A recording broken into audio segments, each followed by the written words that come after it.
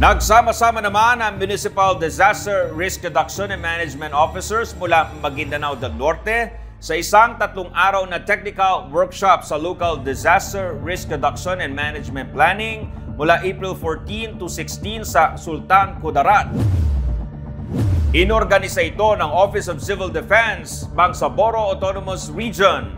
Layon ng training na mapaunlad pa ang technical competency ng local DRRM officer sa pagbuo ng mga planong nakalinya sa operational frameworks, protocols at standards ng National Disaster Risk Reduction and Management Council o NDRRMC, lalo na sa pag-integrate ng hazard and risk profiling, baseline data consolidation at context-specific DRRM strategies. Nakatuon naman ang mga inihandang workshop sa step-by-step process of developing an LDRRMP tulad ng hazard and exposure analysis, pagsukat ng kapasidad, pagtukoy sa priority DRRM programs. Lumahok din sila sa scenario-based planning exercises upang maramdaman ng mga kalahok ang mga peligro sa kani-kanilang mga lugar at inalam ang mga available resources sa kanilang mga bayan.